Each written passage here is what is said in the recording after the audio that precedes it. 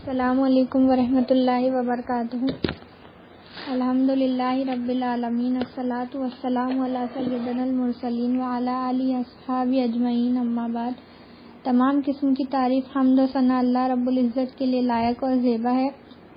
درود و سلام انبیاء اکرام پر، نبی مکرم رحمت للعالمین امام الانبیاء محمد صلی اللہ علیہ وسلم پر۔ رب اشرح لی صدری ویسر لی امری واحلل عقدۃ من لسانی یفقہوا قولی۔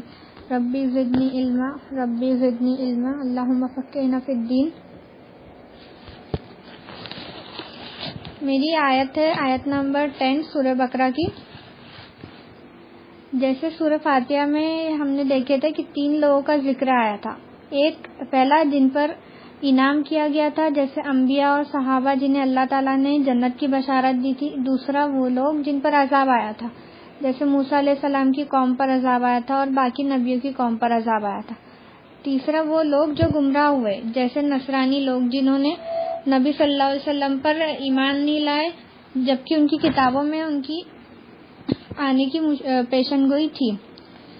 سورہ بقرہ کی فضیلت، مسند احمد جلد 2 حدیث نمبر 378، مسلم شریف حدیث نمبر 780۔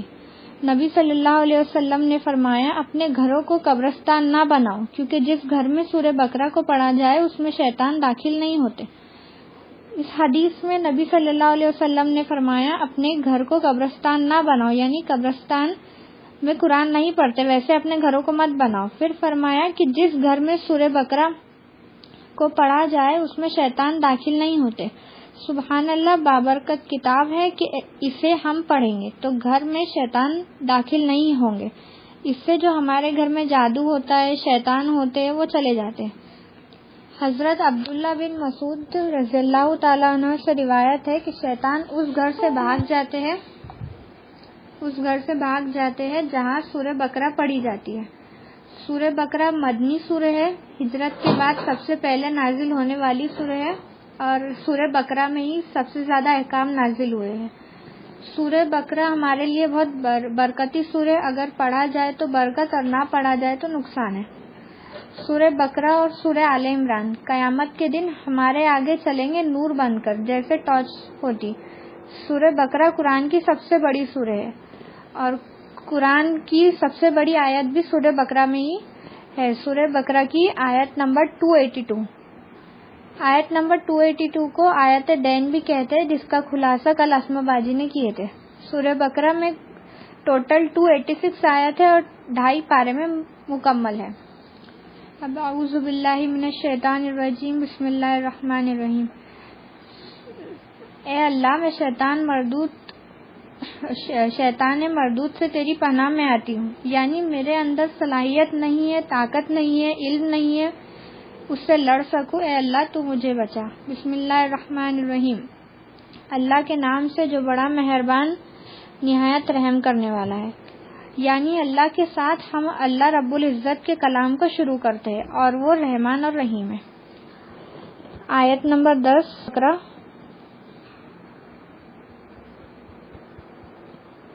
فی قلوبہم مرض فزادہم اللہ مرضا وَلَهُمْ عَذَابٌ عَلِيمٌ بِمَا كَانُوا يَكْذِبُونَ۔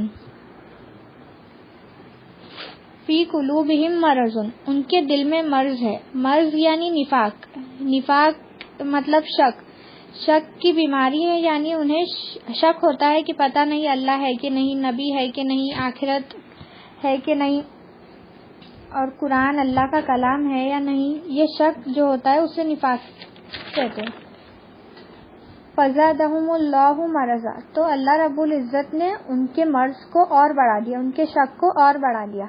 وَلَهُمْ عَذَابٌ عَلِيمٌ، یہاں آیا ہے یعنی انہیں دردناک عذاب ہوگا، مطلب جیسے کافر لوگوں کو ہوگا۔ نبی صلی اللہ علیہ وسلم نے فرمایا، اور قرآن میں بھی کئی جگہ آیا ہے کہ کافر جہنم کے اوپر کے حصے میں ہوگا، اور سب سے اوپر کے حصے میں ابو طالب رہیں گے، جن کو جوتی پہنائی جائیں گی آگ کی، جس سے ان کے سر ایسا کھولیں گا جیسے گرم پانی کھولتا ہے، اور یہ جہنم کا سب سے چھوٹا عذاب ہے۔ پھر ہے بیما کانو یکذبون، کیونکہ وہ جھوٹ بولتے ہیں۔ آیت نمبر 9 اور 10 میں منافق کی 3 صفات بیان کی گئی ہے۔ پہلا، وہ شعور نہیں رکھتے، دوسرا وہ شک کی بیماری میں ہوتے ہیں، تیسرا وہ جھوٹ بولتے ہیں۔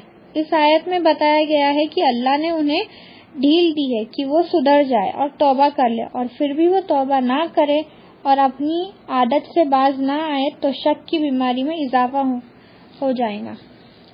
ارشاد فرمایا سورہ توبہ آیت نمبر 124-125، پس جو لوگ ایمان لائے سو ان کو تو اس نے ایمان میں زیادہ کر دیا، یعنی اضافہ مل گیا ان کو ایمان میں، اور وہ بہت خوش ہوئے، اور رہے وہ لوگ جن کے دلوں میں بیماری ہے شک کی، تو اس نے ان کو ان کی گندگی کے ساتھ اور گندگی میں زیادہ کر دیا۔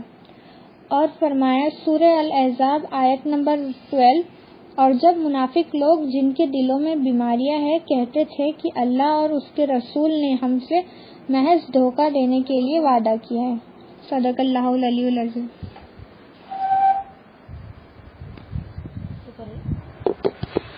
اب اقرا کریں گے، اس کے بعد پھر آپ لوگ کرنا، ٹھیک ہے؟ آ جاؤ اقرا۔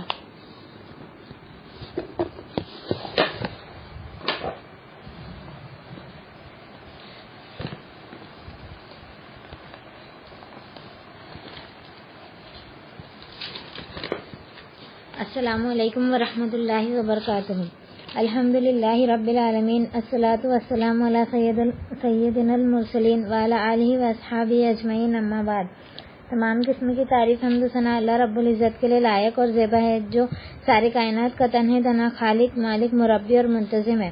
درود و سلام و انبیاء اکرام پر، خصوصاً نبی مکرم رحمت للعالمین امام الانبیاء محمد صلی اللہ علیہ وسلم پر۔ آج کی میری آیت ہے سورہ بقرہ کی آیت نمبر 19۔ اعوذ باللہ من الشیطان الرجیم، بسم اللہ الرحمن الرحیم۔ او کصیب من السماء فیہ ظلمات ورعد وبرق یجعلون اصابعهم فی آذانهم من الصواعق حذر الموت واللہ محیط بالکافرین۔ یہ ان کی مثال زوردار بارش کی سی ہے جو آسمان سے آتی ہے، اس میں اندھیرے، گرج اور بجلی ہوتی ہے۔ وہ بجلی کی کڑکے سن کر موت کے ڈر سے اپنی انگلیاں اپنے کانوں میں ٹھوس لیتے ہیں، اور اللہ کافروں کو گھیرنے والا ہے۔ یہاں ہم کو منافق کی نشانی بتائی، منافق کی مثال دی گئی ہے یہاں پر کہ منافق ہوتے کیسے ہیں۔ سب سے پہلے ہم لوگ دیکھیں گے کہ اللہ تعالیٰ نے قرآن شریف میں منافق کی کیا کیا مثالیں، کیا کیا بتایا کہ منافق کیسے ہوتے ہیں۔ قرآن میں منافق کی کوالٹیز سورہ بقرہ کی آیت نمبر 8 سے 20 تک بیان کی گئی ہے، اور نبی صلی اللہ علیہ وسلم نے فرمایا ہے بخاری کی حدیث نمبر 34، مسلم کی حدیث نمبر 58 میں،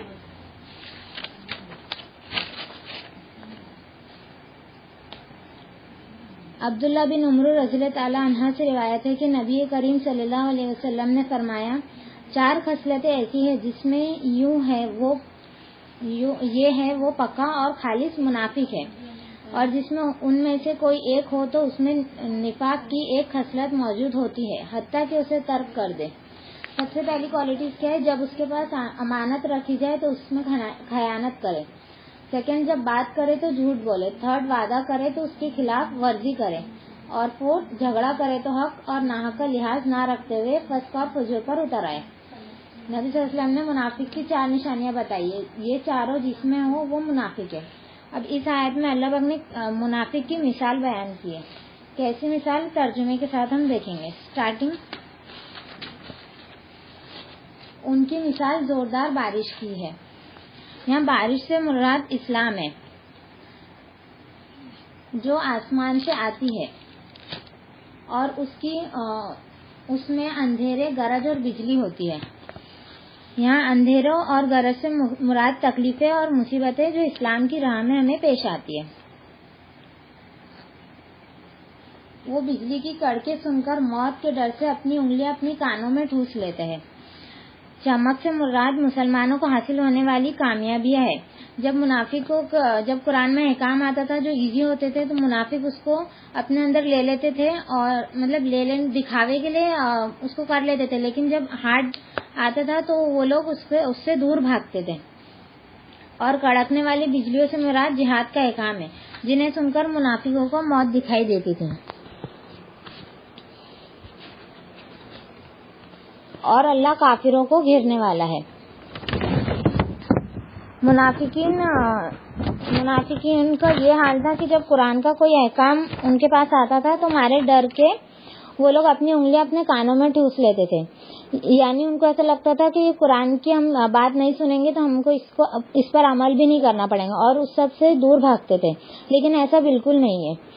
اور ان کی مثال اس آدمی جیسی ہے جو بارش کی کڑک کی وجہ سے موت کے ڈر سے اپنی انگلیوں کو اپنے کانوں میں ٹھوس لیتا ہے. لیکن یہ سب سے ہمیں پتہ ہے کہ پاسبل ہی نہیں، اگر کان میں انگلیاں ٹھوس لیں گے یا کچھ ہوگا تو اس سے موت وغیرہ آ جائیں گی. لیکن منافق کو کہاں نجات مل سکتی ہے؟ اللہ تعالیٰ نے ہر طرف سے اپنے گھیرے میں لیے ہوئے. اللہ تعالیٰ انہیں ان کی کرتوتوں کا پورا بدلہ دے کر رہیں گے. اب یہاں پہ ایک حدیث میں نبی صلی اللہ علیہ وسلم نے کہا ہے، ہدایت اور علم جو اللہ نے مجھے دے کر بھیجا ہے اس کی مثال ایسی ہے جیسے مثال اس بارش کی جو کثرت سے ہو، یعنی ایسی بارش جو بہت زوردار ہو. وہ بارش جب زمین پر پہنچتی ہے تو زمین کا وہ حصہ جو صاف ہوتا ہے وہ پانی جذب کر لیتا ہے. مطلب یہ مثال اس شخص کی جیسی ہے جو اللہ کے دین میں سمجھ حاصل کرے اور جس چیز کو دے کر اللہ نے اسے بھیجا ہے اس سے اس کو نفع پہنچائے اور دوسروں تک پہنچائے. پھر اس سے گھاس اور سبزہ اگتا ہے اور زمین کا جو حصہ سخت ہوتا ہے وہ پانی کو روک لیتا ہے. بس یہی مثال. سیکنڈ، پھر وہ شخص جو اس کو پڑھے اور پڑھائے، یعنی پڑھے اور دوسروں کو پڑھائے لیکن اس سے کسی کو نفع نہ پہنچے، یعنی سرسری طور پر پڑھنا. تھرڈ ہے، اللہ تعالیٰ اس سے لوگوں کو فائدہ پہنچاتا ہے. لوگ اس سے پیتے ہیں، پلاتے ہیں اور کھیتی سے آبپاشی کرتے ہیں. اور زمین کا بعض حصہ بالکل چٹیل میدان ہوتا ہے، نہ پانی کو روکتا ہے اور نہ اس پر گھاس اگتی ہے. اور چٹیل میدان کی مثال اس شخص کی جیسی ہے جو ہدایت اور علم دین کی طرف متوجہ نہ ہو اور جس ہدایت کو دے کر میں مبعوث کیا گیا ہوں اسے قبول نہ کرے. یہ بخاری کی حدیث نمبر 79 تھی. یہاں اللہ پاک نے ہم کو منافق کی مثال بیان کی ہے بارش کی اور بجلی کی کڑک سے. جزاک اللہ. آخر دعوانا الحمدللہ رب العالمین.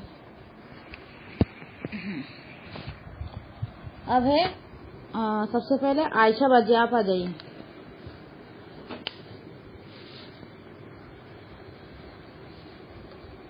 عائشہ باجی.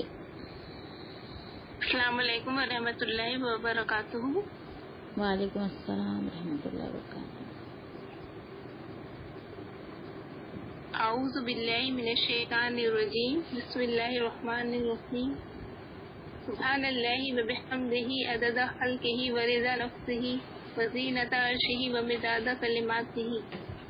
الحمد للہ وکفی والصلاۃ والسلام عبادہ الذین اصطفی خصوصا علی افضلہم وخاتم النبیین محمد امین وآلہ واصحابہ اجمعین. اما بعد. ہر قسم کی تعریف و حمد و ثنا اللہ رب العزت کے لیے لائق اور زیبا ہے، اور وہی ساری کائنات کا تنہا خالق اور مالک ہے. ربی اشرح لی صدری ویسر لی امری واحلل عقدۃ من لسانی یفقہوا قولی. ربی زدنی علما ربی زدنی علما. آیت 13.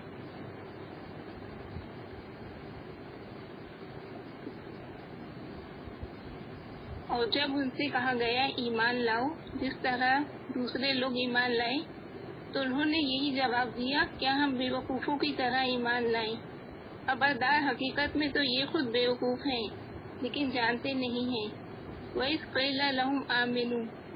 اور جب ان سے کہا جاتا ہے کہ ایمان لاؤ جیسا کہ دوسرے لوگ ایمان لائے اسی طرح تم بھی لاؤ. کما آمن الناس. یہاں آمن الناس سے مراد مخلص اور سچے مومن رسول اور صحابہ اکرام ہیں، ان جیسا ایمان لاؤ. قالوا انؤمن. منافق جواب دیتے ہیں کیا ہم ایمان لائیں؟ تو یہ پوچھ نہیں رہے ہیں، یہاں منافق انکار کر رہے ہیں. کما آمن السفہاء، صفحہ جمع ہے صفی کی، صفی کہتے ہیں کم عقل کو، بیوقوف کو. تو منافق کہتے ہیں کہ ہم بیوقوفوں کی طرح ایمان لائیں، ہم بیوقوفوں سے ہی مسلمان ہوئے. ان کو کہتے تھے کہ مومن دین کی خاطر اپنا رسول کے کٹھن سے کٹھن حالات میں بھی مقابلہ کرنے ہمیشہ تیار رہتے ہیں. منافق کے لیے کر رہے تھے. ان کے خیال میں اللہ رسول آواز بریک ہو رہی باجی.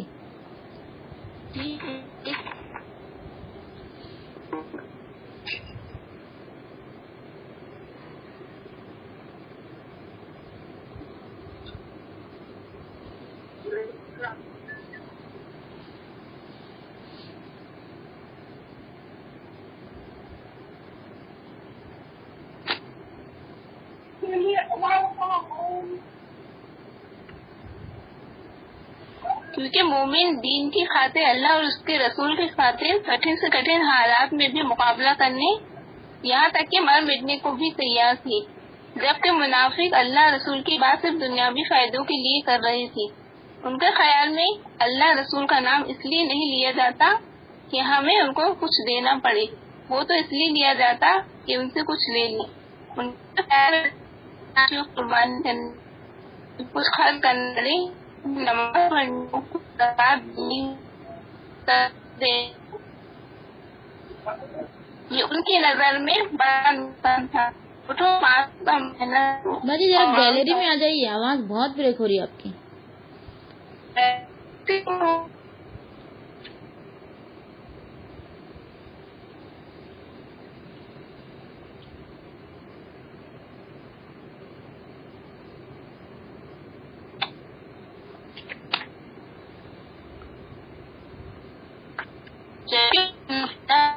آ رہی ہے جی؟ پھر بھی بریک ہی تھوڑی باجی. آج کیا ہو گیا آپ کا نیٹ کو؟ میرے کو جا رہی ہے، سب کو آ رہی ہے.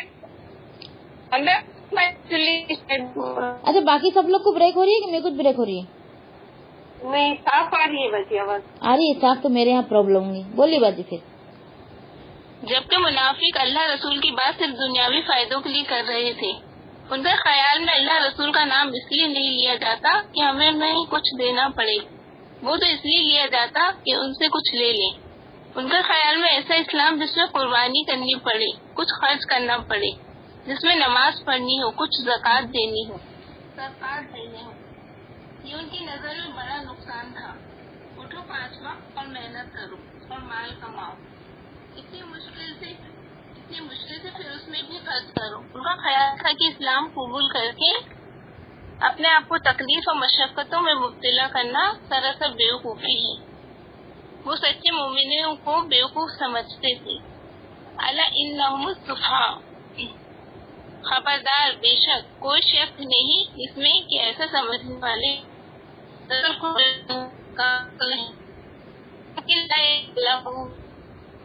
اپنی حماقت کی وجہ کو پتہ بھی نہیں وہ کیا کر رہے ہیں. یہ آیت مبارک ہمیں کرنے کا کی گیا ہے. یعنی کفار دشمن بول لینا عقل مندی نہیں. ان کا خیال تھا کہ بات چکر میں مفادات کو نقصان پہنچایا. وہ جانتے ہیں کہ مدینے کے منافق ہیں، ان کے مقابلے مسلمان ہے نہ سچ، اور اسلام سے ختم ہو جائے گا. اللہ تعالیٰ منافقوں کی کچھ اور باتیں کھول کر بیان کر نمبر منافق صرف دین کی دعوت نہیں آتی. دین دعوت کیا ہوتے ہیں؟ لوگوں کو دین کی طرف بولنا. آؤ طرف آؤ قرآن پڑھو، آؤ کچھ مرو. منافقین اس سے بہت تنگ پڑتے ہیں. وہ کہتے ہیں کیوں کہتے ہو ہم کو، ہم ایسے بیوقوف ہوتے ہیں کیا تفریح آرام سے چھٹی کا دن بھی ہم لکھنے میں گزارتے. 5 دن دنیا کا کام 9 to 5 کرتے ہوئے کچھ مشکل نہیں، اور 2 گھنٹے کے لیے اپنی چھٹی یا آرام قربان کرنا کیا ہے؟ بیوقوفی۔ وہ چند گھنٹے جو ہماری آخرت بنائے وہ کیا نظر آتا ہے؟ بیوقوفی۔ اور وہ روز کے کئی گھنٹے جس میں دنیا کے چند دن کے فائدے ہوں، وہ کیا نظر آتی ہے ان کو؟ فائدے کی چیز۔ تو ان کے فائدے اور نقصان کے جو پیمانے ہیں وہ فرق ہے، اور جو حقیقی فائدہ ہے اس میں انہیں بیوقوفی نظر آتی ہے، اور جو عارضی فائدہ اس میں انہیں عقل مندی نظر آتی ہے۔ لہذا وہ دنیا میں اتنے گم ہیں کہ دنیا کی باتیں بری لگتی ہیں، ایمان سے بھاگتے ہیں، اللہ اور اس کے رسول سے بھاگتے ہیں۔ سورہ بقرہ میں آتا ہے وَمَن يَرْغَبْ عَن مِّلَّةِ إِبْرَاهِيمَ إِلَّا مَن سَفِهَ نَفْسَهُ، کون ہے جو ملت ابراہیم سے منہ موڑے مگر وہی جس نے اپنے آپ کو حماقت میں مبتلا کیا ہو۔ وہی بیوقوف ہے جو دین سے بھاگتے ہیں۔ یہاں ایک اور بات پتہ چلتی ہے کہ منافق خود پسند ہوتے ہیں، وہ خود کو بڑی چیز سمجھتے ہیں۔ کچھ لوگ ہوتے ہیں جو بہت ججمنٹل ہوتے ہیں، ہر وقت دوسروں پر بدلے لیتے رہتے ہیں، برائیاں ڈھونڈتے رہتے ہیں۔ ایمان والے انہیں کمعقل نظر آتے ہیں کیونکہ انہیں دنیا کے حقیقی فائدے اور کچھ اچیومنٹ مل جاتی ہیں تو اپنے آپ کو بڑا کامیاب سمجھتے ہیں۔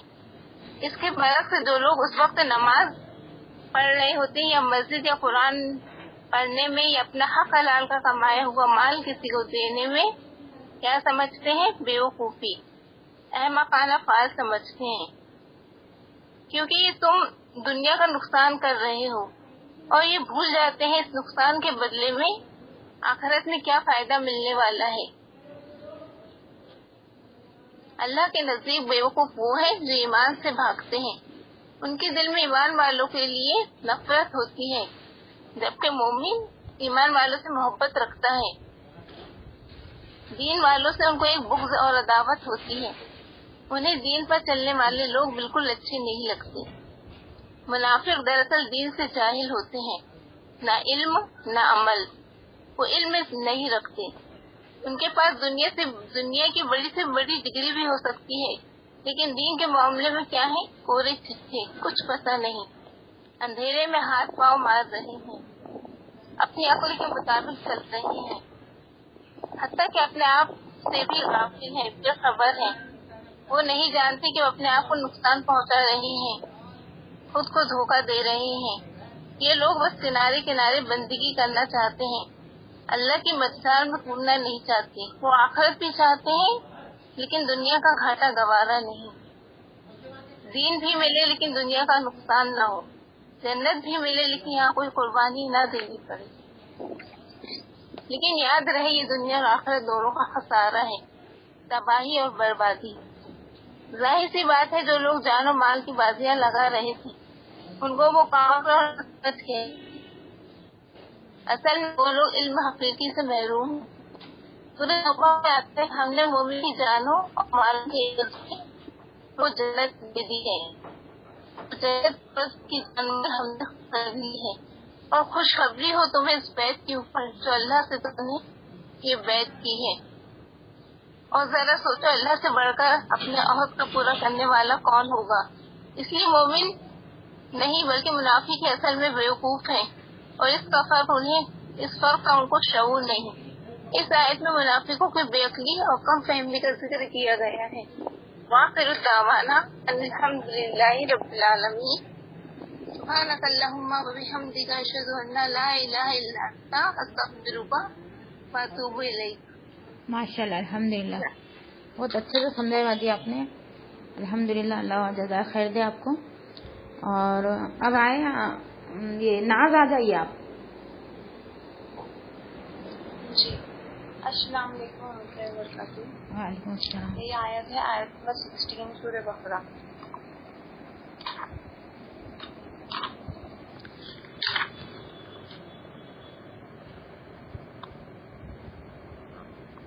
الحمدللہ رب العالمین والصلاۃ والسلام علی رسول کریم وعلی آلہ وصحبہ۔ آواز تھوڑی بڑی نکالو۔ تمام تعریف کبریائی بڑائی بزرگی صرف اللہ ہی کے لائق و زیبا ہے۔ درود و سلام و تمام انبیاء اکرام پر، خصوصاً نبی مکرم رحمۃ للعالمین امام الانبیاء محمد صلی اللہ علیہ وسلم پر۔ اللهم فقهنا في الدين اللهم فقهنا في الدين اللهم ربي زدني علما ربي زدني علما ربي زدني علما ربنا لا علم لنا إلا ما علمتنا إنك أنت العليم الحكيم ربنا تقبل منا إنك أنت السميع العليم ربي اشرح لي صدري ويسر لي أمري واحلل عقدة من لساني يفقهوا قولي اللهم فقهنا في الدين اللهم فقهنا في الدين اللهم فقهنا في الدين بسم الله الرحمن الرحيم أولئك الذين اشتروا الضلالة بالهدى فما ربحت تجارتهم وما كانوا مهتدين. ترجمہ: یہ وہ لوگ ہیں کہ انہوں نے گمراہی لے لی بجائے ہدایت کے، سودمند نہ ہوئی ان کی یہ تجارت اور نہ یہ ٹھیک تعریف پر چلے۔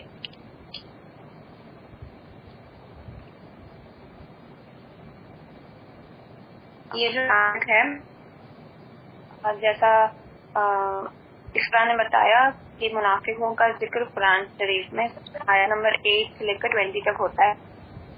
آیت نمبر 16 میں منافقوں کا ہی ذکر ہے۔ اس آیت میں کیا بات پتہ چل رہی ہے؟ یعنی ہدایت کے بجائے گمراہی کو ترجیح دیتے ہیں۔ کون؟ منافق۔ اب یہ ہم ایک کنکلوژن سے آئے جو ہدایت سے دلچسپی نہیں رکھتے، کچھ سیکھنا جاننا نہیں چاہتے، اندھیرے میں ہی رہنا پسند کرتے ہیں۔ اب وہ کیوں نہیں سیکھنا چاہتے؟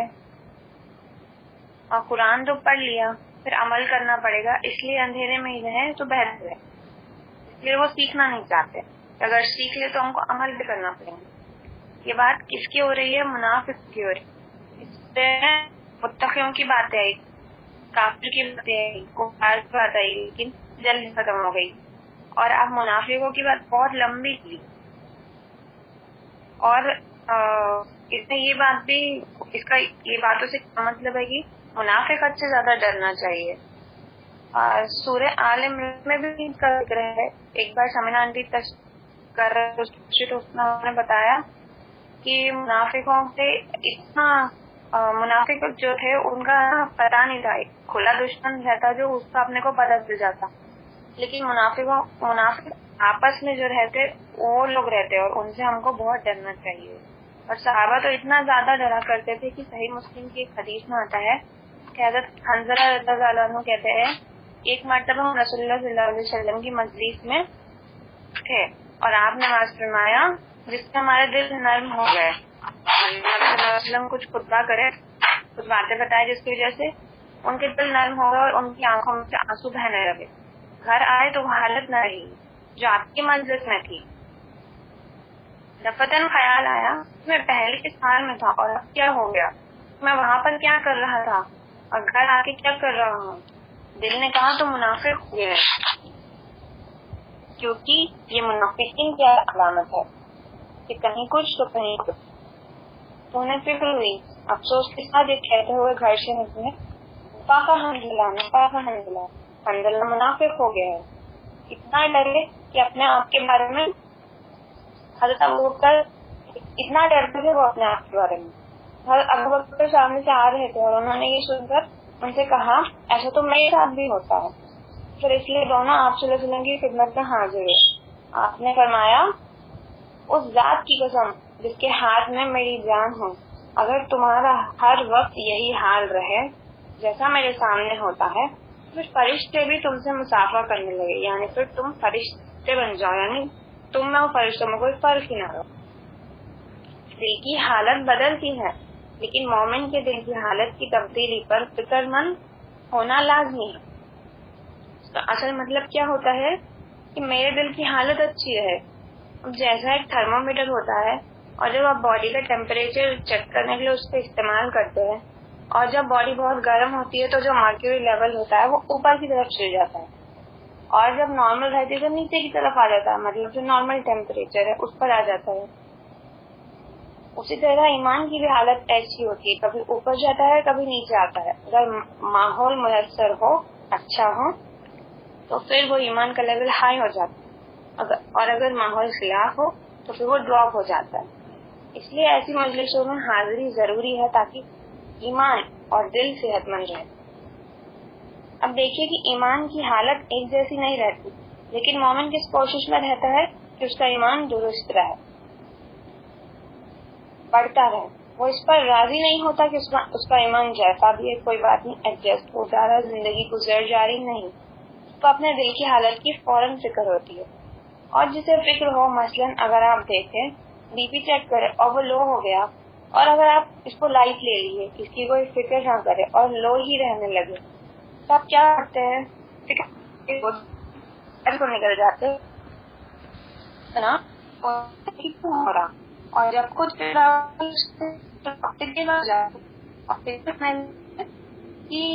کیونکہ آپ جانتے ہیں کہ یہ جلدی علامت نہیں ہے.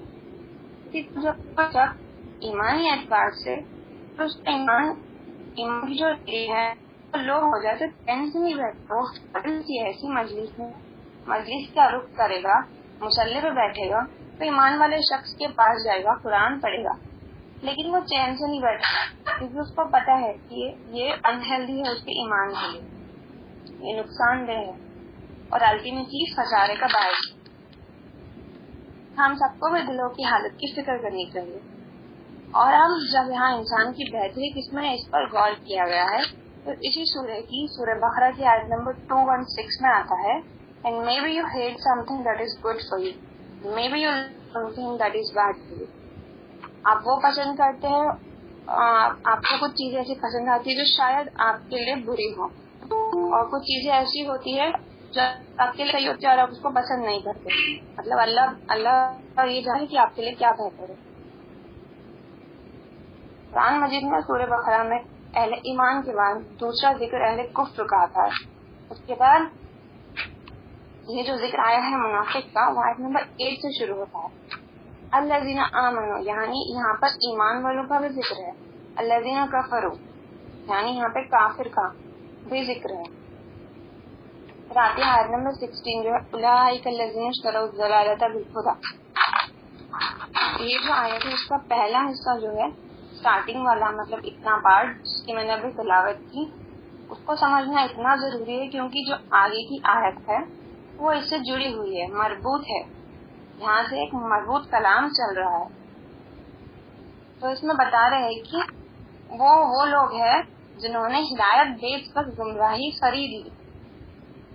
اشترا بھی، یہ جو لفظ ہے اس کا استعمال جب ہوتا ہے جب ایکسچینج ہوتا ہے، یعنی کچھ لیا کچھ لیا. کہنے کا یہ مقصد ہے کہ ایک وقت تھا کہ ان لوگوں کے دلوں میں بھی ہدایت تھی، ان کو بھی اندر تک احساس ہو گیا تھا کہ جو بات کی جا رہی ہے اچھی ہے، سچی ہے، ماننے والی بات. لیکن پھر ماننے کے بعد بھی دل میں کسی قسم کی لالچ ہے یا کسی ٹائپ کی ناپاکیزگی ہے یا گند ہے جس کی وجہ سے وہ واپس اپنی غلط حرکتوں میں چلے گئے. اور یہ جو دین کی دولت ہے جو اللہ تعالیٰ نے ان کے دلوں میں ڈالی تھی وہ نکال کے بیچ دی اور اس کی جگہ اپنا چھوٹا چھوٹا فائدہ جو بھی تھا لے کے خوش ہو کے بیٹھ گئے. جیسے ابھی فرمایا کہ آخرت ان کو منافق ایک ایسے قسم کے لوگ ہیں جو دنیا بھی چاہتے اور جنت بھی چاہتے، مطلب دنیا کی چند دنوں کی خوشی کے لیے اپنی جنت قربان دینے والے لوگ. فما ربحت تجارتہم، ان کی یہ جو تجارت ابھی ہوئی ہے، مطلب یہ جو ایک گیو اینڈ ٹیک کا معاملہ ہوا ہے، اس کا کوئی فائدہ نہیں ہونے والا ہے، نہ اس کا فائدہ کبھی ہوا اور نہ کبھی ہوگا. وما کانوا مہتدین، اور یہ لوگ تو ایسے تھے ہی نہیں جو کہ ہدایت کو کبھی سیریسلی لے کے بیٹھے. اب یہاں اہتداء کا جو لفظ ہے وہ ہدایت پر قائم ہونے والا ہے. ہادی کہتے ہیں ہدایت دینے والے کو، اور مہتدی کہتے ہیں جو ہدایت کو پکڑ کے رکھ لیے. مہدی مطلب جسے ہدایت دی گئی. اور قرآن میں جو یہ مہدی لفظ بہت کم استعمال ہوا ہے، اور اصل استعمال کیا کس چیز کون سے لفظ کا ہوا ہے؟ مہتدی کا.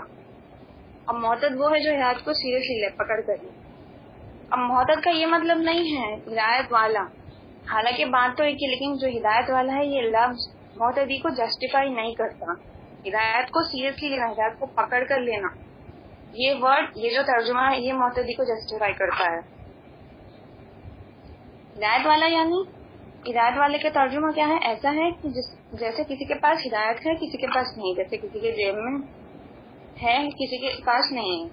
اور معتدی کا لفظ افتعال کے لفظ میں ہمیشہ محنت ہوتی ہے، جو محنت کر کے ہدایت فرمائے.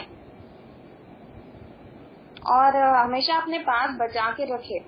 ہدایت اس کے پاس ایک ایسا خزانہ ہے جسے پا کر اسے ڈر لگا رہتا ہے کہ کہیں میری ہدایت گم نہ ہو جائے. اس کو پکڑ کر رکھتا ہے. یہ اس بات کی تصویر کھینچی جا رہی ہے مہتدین میں.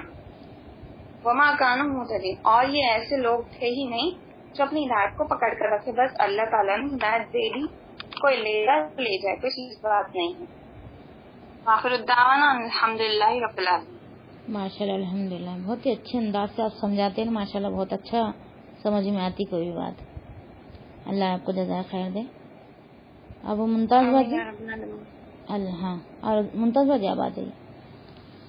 السلام علیکم ورحمۃ اللہ وبرکاتہ. Number point. الحمد للہ کفا والصلاۃ والسلام عبادی الذین اصطفیٰ خصوصا علی افضلہم وخاتم النبیین محمد الامین وعلی آلہ وصحبہ اجمعین. اما بعد، فقد كان اللہ تبارک وتعالی كما وعد في سورۃ الوقت اللہ. بسم اللہ الرحمن الرحیم. ربی یسر ولا تعسر وتمم بالخیر وبک نستعین یا فتاح. ربی زدنی علما رب اشرح لي صدري ويسر لي امري واحلل عقدة من لساني يفقهوا قولي. اللهم فقهنا في الدين. اعوذ بالله من الشيطان الرجيم. بسم الله الرحمن الرحيم. وإذ لقوا الذين آمنوا قالوا آمنا وإذا خلوا إلى شياطينهم قالوا إنما نحن مستهزئون. اور جب ملاقات کرتے ہیں مسلمانوں سے تو کہتے ہیں ہم ایمان لے آئے ہیں، اور جب تنہا ہوتے ہیں اپنے شیطانوں کے پاس تو کہتے ہیں کہ بے شک ہم تمہارے ساتھ ہیں. ہم تو ہنسی کرتے ہیں، یعنی مسلمانوں سے مذاق کرتے ہیں. اس آیت میں منافقین کے نفاق اور دو رخی پالیسی کا اس طرح ذکر کیا گیا ہے کہ یہ لوگ جب مسلمانوں سے ملتے تو کہتے تھے کہ ہم مومن یعنی مسلمان ہو گئے، اور جب اپنی قوم کے کافر لوگوں سے ملتے تو کہتے تھے کہ ہم تو تمہارے ہی ساتھ ہیں اور تمہاری ہی قوم کے ساتھ ہیں، اور مسلمانوں کے ساتھ تو محض تمسخر و استہزاء کے لیے یعنی ان کو بیوقوف بنانے کے لیے ملتے ہیں.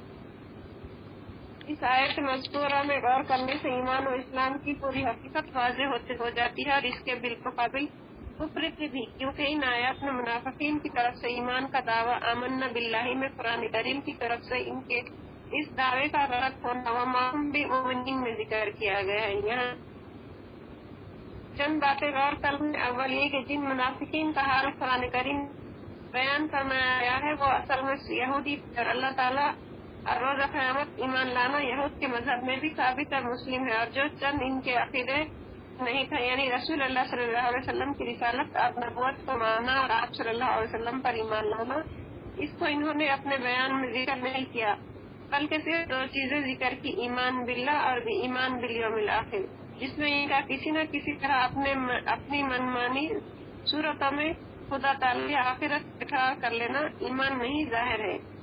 یہود اس معنی کے اعتبار سے نہ اللہ پر ایمان رکھتے ہیں نہ آخرت پر. وہ منافقین ہیں جن کا ایمان سے کوئی تعلق نہ تھا، جو محض مسلمانوں کے حالات معلوم کرتے یا وقت گزاری کرنے کے لیے مسلمانوں میں آ بیٹھتے تھے اور محض مسلمانوں کو بہلانے کے لیے ایمان کا اظہار کرتے تھے. لیکن جب اپنے بڑوں سے ان کی ملاقات ہوتی تو وہ فکر مندی کا اظہار کرتے ہوئے کہتے معلوم ہوتا ہے اس دعوت میں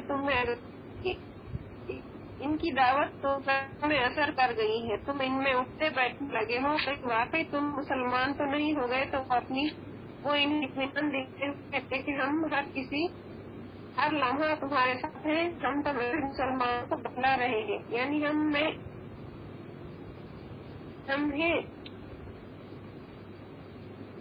مذاق میں ہی ان کے ایمان کا اظہار کر رہے ہیں، حقیقت میں ایمان سے ہمارا کوئی رشتہ نہیں. وہاں تو صرف حالات معلوم کرنے جاتے ہیں اور کہتے ہیں ہم مسلمانوں کے ساتھ مذاق کرتے ہیں، حالانکہ اللہ ان کو ان کے مذاق کی سزا دیتا ہے. اللہ انہیں مسلسل ڈھیل دیے جا رہا ہے اور ان کی رسی ڈھیلی چھوڑی ہوئی ہے. اللہ کے پیغمبر ان کی سرکشی پر ان کو ڈراتے ہیں عذاب سے، تو پلٹ کر کہتے ہیں کہاں ہے وہ عذاب، آخر وہ کہاں اٹک گیا ہے، ہم تک پہنچا کیوں نہیں. وہ جس طرح جتنا مذاق اڑاتے ہیں اللہ تعالیٰ اتنی ہی ڈھیل کر رہا ہے اور عذاب کو مؤثر کر رہا ہے. ان کی مذاق کی ایسی سزا ہے جس سے بڑھ کر کسی خطرناک چیز کا تصور نہیں کیا جا سکتا. یہ بالکل ایسے ہی ہے جیسے مچھلی کا شکاری کنڈی پھینکنے سے پہلے کنڈی کے سرے پر گوشت کا ٹکڑا اٹکا دیتا ہے. مچھلی اسے غذا سمجھ کر اسے کھانے کے لیے لپکتی ہے تو وہ کانٹا اس کے منہ میں اتر جاتا ہے. شکاری جب دیکھتا ہے کہ مچھلی آپ پھنسی ہے تو وہ کھینچنے میں جلدی نہیں کرتا بلکہ ڈور ڈھیلی چھوڑ دیتا ہے تاکہ کانٹا اچھی طرح اس کے حلق میں اتر جائے. مچھلی اسے غذا سمجھ کر خوش ہو رہی ہے اور شکاری خوش ہے کہ کانٹا حلق میں اترتا جا رہا ہے. مچھلی نے ڈھیل پائی ہے، لقمے پیشاب ہے، صیاد مطمئن ہے کہ کانٹا نکل گئی. اللہ تعالیٰ کی طرف سے مہلت عمل کا دراز ہونا دو پہلو رکھتا ہے. اس میں رحمت کا پہلو بھی ہے، شاید اس مہلت سے فائدہ اٹھا کر گنہگار تعارف ہو جائیں اور سرکش راہ راست پر آ جائیں. اس میں سزا کا پہلو بھی ہے کہ وہ رختی دراز کر دیتا ہے کہ تاکہ مجرم اپنے جرائم میں اضافہ کرتا چلا جائے اور جب گرفت ہو تو بچ نکلنے کی کوئی شک باقی نہ رہے. اس آیت میں مہلت کے دوسرے پہلو سے مراد ہے وہ کہ وہ جس چیز کو اپنے لیے مذاق کا موقع سمجھے ہوئے ہیں وہی ان کے لیے عذاب کا پیش خیمہ بننے والی ہے. لیکن رسی کے دراز ہونے نے انہیں بالکل اندھا کر دیا ہے. پروردگار پکڑنے میں جلدی اس لیے نہیں کرتے کہ یہ بات ذہن میں رہنی چاہیے کیونکہ اسے کمزور حکمران کی طرح اس بات کا اندیشہ نہیں ہوتا کہ اگر آج مجرم کو نہ پکڑا گیا تو ہو سکتا ہے پھر یہ گرفت میں نہ آئے، ہمارے ہاتھ سے نکل جائے. کیونکہ اللہ تعالیٰ کی طاقت کے سامنے کسی کی طاقت نہیں چلتی. وہ جب چاہے کر سکتا ہے. اس کے نہ پکڑنے کو اس کی کمزوری نہیں سمجھنا چاہیے بلکہ اس بات سے ڈرنا چاہیے کہ جتنا دیر سے پکڑتا ہے اتنا شدید پکڑتا ہے. الحمد للہ. الحمد للہ، ماشاء اللہ، بہت بہت اچھے طریقے سے سمجھ میں آئے اور اللہ مزید فضل، اللہ آپ کو جزائے خیر دے دنیا اور آخرت میں. اب زینت باجی. السلام علیکم. وعلیکم السلام. میری آیت ہے سورہ بقرہ کی آیت نمبر 18. اعوذ باللہ من الشیطان الرجیم. بسم اللہ الرحمن الرحیم. الحمد للہ رب العالمین والصلاة والسلام سیدنا المرسلین وعلی آلہ اصحابہ اجمعین. اما بعد. تمام قسم کی تعریف، حمد و ثنا، کبریائی، بڑائی، بزرگی اللہ تعالیٰ ہی کے لائق و زیبا ہے اور درود و سلام ہو انبیاء کرام پر، خصوصاً نبی صلی اللہ علیہ وسلم رحمت للعالمین امام الانبیاء محمد صلی اللہ علیہ وسلم پر. رب اشرح لی صدری ویسر لی امری واحلل عقدۃ من لسانی یفقهوا قولی. اللهم فقهنا في الدين، اللهم فقهنا في الدين. رب يسر ولا تعسر وتمم بالخير وبك نستعين.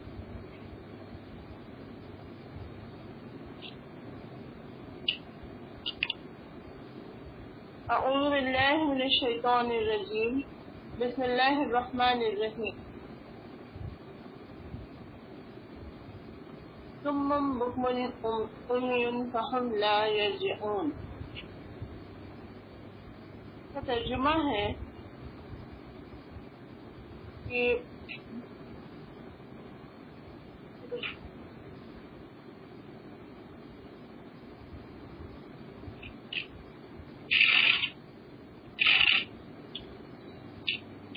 بہرے ہیں، گونگے ہیں اور اندھے ہیں، بٹ وہ نہیں لوٹیں گے. تو بہرے ہیں، گونگے ہیں، اندھے ہیں، بٹ وہ یہاں پر مراد ہے منافقوں سے. یہاں پر بھی منافقوں کا ہی ذکر کیا گیا ہے کہ وہ نہیں لوٹیں گے، وہ واپس نہیں ہوں گے، رجوع نہیں کریں گے. یہاں پر ایسے منافقین کا ذکر ہے جو حق پر سن نہیں سکتے، ان کے کان بہرے ہو گئے ہیں، اندر سے بالکل سخت ہو گئے ہیں. انہیں اللہ تعالیٰ نے سمن کہا ہے اور بکمن مطلب اس کے معنی ہے گونگے، اور جن کے منہ میں حق بات نہ نکلے، کیونکہ منافقین حق بات کو قبول نہیں کرتے. اور امیون اس کے معنی ہے اندھا یا نابینا، کیونکہ منافقین جو ہے آنکھ ہوتے ہوئے بھی حق کو نہیں دیکھتے، زبان ہوتے ہوئے بھی حق کا اقرار نہیں کرتے، کان ہوتے ہوئے بھی حق بات نہیں سنتے، لہذا وہ راہ راست یعنی صحیح راستے پر لوٹ کر نہیں آئیں گے. یہ اللہ تعالیٰ نے فرما دیا ہے. منافقین کی حالت کچھ ایسی ہے کہ دنیا کے تمام انقلابات دیکھتے ہیں مگر ان کو خود سجھائی نہیں دیتا. سب دیکھتے ہوئے بھی حق بات سمجھ نہیں آتی. ان کو کتنا بھی سمجھایا جائے، کتنی بھی نصیحت کی جائے، وہ نہیں مانیں گے اور وہ ایسا بہیو کریں گے جیسے انہوں نے نصیحت کو سنا ہی نہیں. ہم گوئی کا وقت آتا ہے تو اپنی بزدلی کی وجہ سے ایک بھی لفظ حق کا منہ سے نہیں نکالتے. جب حق بات کہنے کا، اسے اعلان کرنے کا وقت آتا ہے تو ان کے پرسنل بینیفٹ ان کے لیے بہت امپورٹنٹ ہوتے ہیں اور وہ بزدل بھی بہت ہوتے ہیں. ان سب کے سبب حق بات ان کی زبان تک نہیں آتی. ظالموں کے ظلم کا اپوز وہ نہیں کرتے بلکہ ان کا فیور کرتے ہیں اور ایسے دلائل دیتے ہیں جیسے کہ ظلم جائز ہے. اصل میں منافقین کو آخرت کا پکا یقین نہیں ہے، پیغمبر کی تعلیمات پر اعتماد نہیں ہے. منافقین اسلام پر اور آخرت پر یقین ہی نہیں رکھتے، پیغمبر صلی اللہ علیہ وسلم کی رسالت پر یقین ہی نہیں رکھتے. وہ سمجھتے ہیں کہ جو کچھ ہے وہ دنیا ہی ہے، دنیاوی زندگی ہی ان کے لیے اصل ہے، جائز ناجائز کا لحاظ ہی نہیں کرتے. زندگی کو بس کھاؤ پیو بسر کرو، عیش و عشرت میں اڑاؤ، بس اتنا ہی سمجھتے ہیں. تو اللہ تعالیٰ فرماتا ہے کہ ان خودغرض پریشان دلوں سے کسی قسم کی بھلائی کی امید نہیں کی جا سکتی. یہ لوگ بہت سیلفش ہوتے ہیں، بہت خودغرض لوگ ہوتے ہیں. ان کا دل کبھی بھی سکون سے اطمینان سے نہیں رہ سکتا. منافقین سے کسی بھی قسم کی بھلائی کی امید نہیں کی جا سکتی. منافقین ظاہر تو کرتے ہیں کہ وہ ایمان والے ہیں پر دل میں کفر رکھتے ہیں اور ایمان کی روشنی کو ضائع کر دیتے ہیں. زبان سے تو کہتے ہیں، زبان سے یہ کلمہ طیب پڑھ لیا پر ان کا قلب کفر میں ڈوبا رہا ہے. مومن ہونے کے بعد مرتد ہو جاتے ہیں جبکہ دلائل کی روشنی میں حق کو واضح کر دیا گیا. بعض منافقین ایسے ہیں جو وقتی طور پر ایمان لا لیے، تھوڑا بہت اسلام پر چل لیے، پھر مرتد ہو جاتے جبکہ ان کے سامنے حق واضح ہو چکا ہے. اور جب انہیں بندے سے محروم ہوئے تو اللہ نے ان کے کان، زبان اور آنکھوں کی صلاحیتوں کو ضائع کر دیا کیونکہ وہ زبان رکھتے ہوئے حق کا کان ہوتے ہوئے حق بات سننا نہیں چاہتے، آنکھ ہوتے ہوئے بھی حق بات کو دیکھنا نہیں چاہتے. اس لیے اللہ تعالیٰ نے ان تمام کی صلاحیتوں کو ضائع کر دیا. ظاہر ان کے کان ہے، ان کی آنکھیں ہیں، ان کی زبان ہے، لیکن سمجھنے کے لحاظ سے، انڈرسٹینڈنگ کے لحاظ سے ان تینوں صلاحیتوں کو اللہ نے ناکام کر دیا.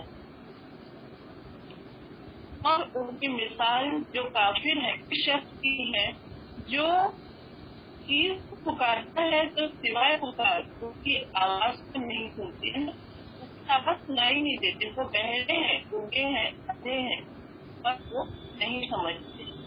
ایسی چیز کی طرف بھاگ رہے ہیں جس کا کوئی مقصد ہی نہیں ہے، کوئی مطلب ہی نہیں ہے اور انہیں چیزوں کو اپنا مقصد، اپنا گول بنائے. منافقین ایسے ہیں جو نہ کچھ سن سکتے ہیں، نہ دیکھتے ہیں اور باتوں کو سمجھتے ہی نہیں. منافقین آخرت کا، حشر کا، قیامت کا انکار کرتے ہیں اور اللہ تعالیٰ ان سے مخاطب ہو کر فرماتے ہیں کہ اگر اچانک قیامت آ جائے یا پھر اللہ کا عذاب آ جائے تو کیا اللہ کے علاوہ اور کوئی ہے جو تمہیں بچائے گا یا مدد کرے گا؟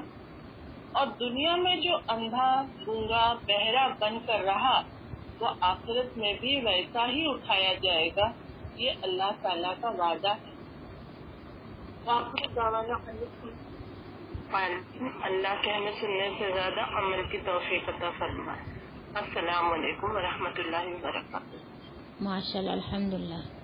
اللہ آپ کو جزائے خیر دے. بہت اچھی تیاری تھی, بہت وسیع تھی الحمدللہ.